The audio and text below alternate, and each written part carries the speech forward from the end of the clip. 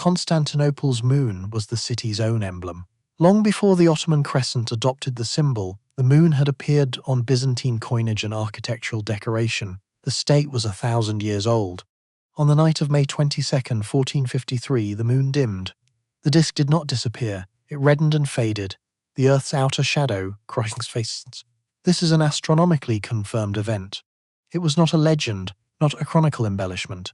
Modern eclipse databases independently verify a penumbral lunar eclipse over Constantinople on that exact night. The city's chronicles record that people looked up. They saw the eclipse clearly. They read it as a sign. 4 days later, Constantinople fell. The question this episode addresses is not whether the eclipse was seen, it is what seeing it produced. 2 chronicles record the eclipse of May 22nd, 1453. They agree on the event. They do not agree on what it meant to the people who witnessed it. Georgios Sphrantzes was Constantine XI's personal secretary. He was present in Constantinople throughout the siege. His account survives in the Chronikon Minus, the shorter memoir chronicle he composed around 1477. The Chronikon Minus is the authentic Sphrantzes text. The longer version, the Chronikon Maius, was composed by Makarios Melissenus in the 16th century. Marios Philippides and Walter Hanak established this attribution in 2011. This episode draws on the Minus. Sphrantzes records the eclipse. His account is brief. He notes that it occurred. He does not elaborate on popular reaction. Doukas compiled his chronicle of Byzantium's decline in the 1460s. He was not in Constantinople during the fall. He gathered his account from multiple witnesses after the fact. His record of the eclipse is more dramatic than Sphrantzes's. According to Doukas, the people wept and cried out when the moon darkened. He connects their reaction to an existing belief that Constantinople would not fall while the moon still shone. The eclipse itself does not depend on either source. Stephen Runciman, in Appendix 4 of The Fall of Constantinople, cites its astronomical confirmation. Modern eclipse databases independently verify a penumbral lunar eclipse over that city on that night. The disk dimmed and reddened. It did not vanish. Penumbral eclipses produce gradual dimming, not sudden blackout. Doukas' language may exceed what the sky actually showed. The difference between the physical event and its chronicle description is not a problem to resolve. It is a data point. The distance between the two accounts is diagnostic. Sphrantzes was there and kept the eclipse in proportion. Doukas compiled later, through a framework that had already assigned the eclipse its meaning. The eclipse grew in the retelling. That growth is not distortion. It is the first evidence of the mechanism this episode will reconstruct. The eclipse was real, visible, and, in principle, calculable in advance. Why did a civilization that observed it clearly use it only to confirm what the framework had already decided? The eclipse did not enter a neutral city. Constantinople had been reading celestial events as divine communication for centuries. That practice did not require an eclipse to function. The framework was already operational when the moon began to dim on May 22nd. The city's interpretive posture was built around a specific expectation. A prophetic tradition held that the last Roman emperor would rise before the final reckoning. Paul Alexander documents this tradition as active in Byzantine clerical and intellectual circles through the 15th century. Ottoman pressure was not, within that framework, a terminal threat. It was a penultimate condition.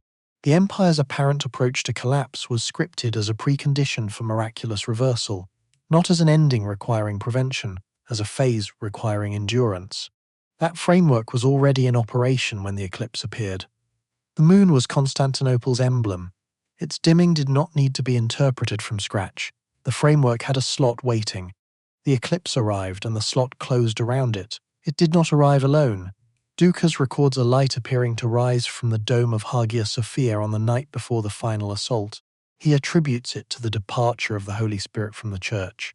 Fog reportedly descended during the bombardment. The dome light account belongs to a post-fall narrative tradition and carries less evidential weight than the astronomically confirmed eclipse.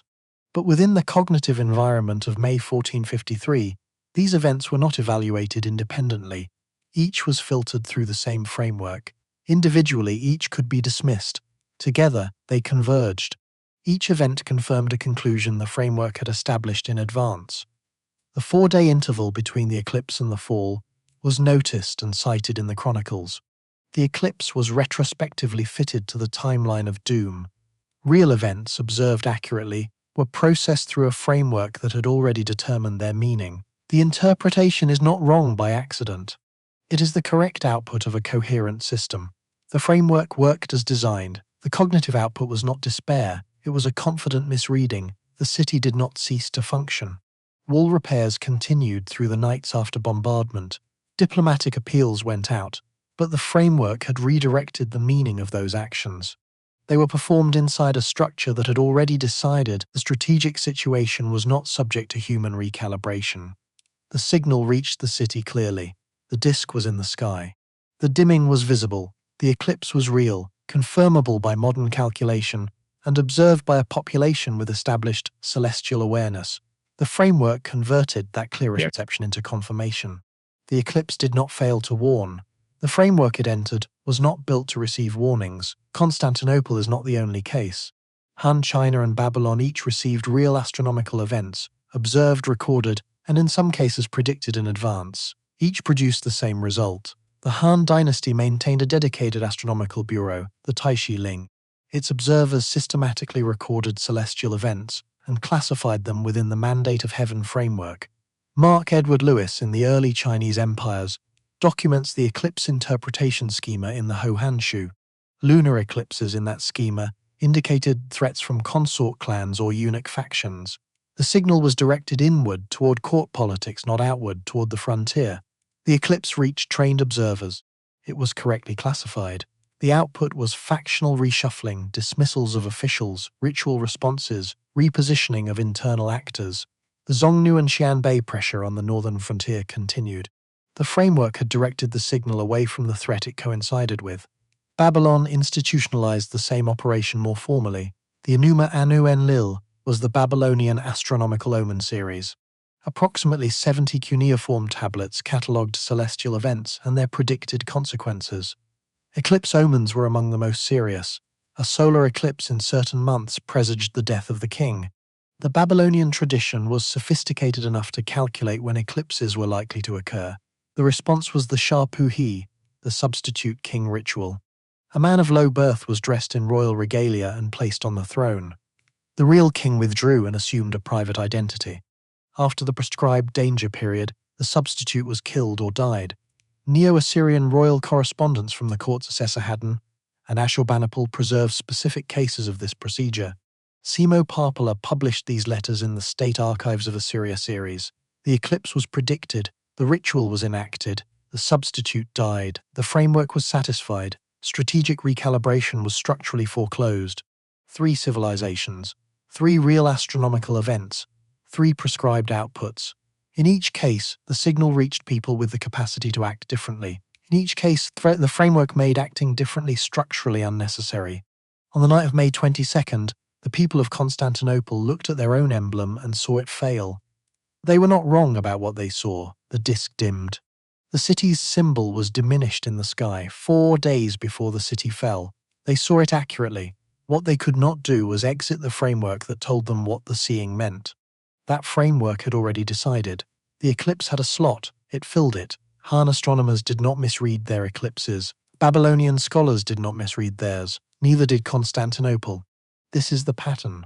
The omen that confirmed rather than warned. A real signal enters a pre-existing structure. The structure converts the reception into confirmation. No recalibration follows, because none is possible inside a system that has already assigned the meaning.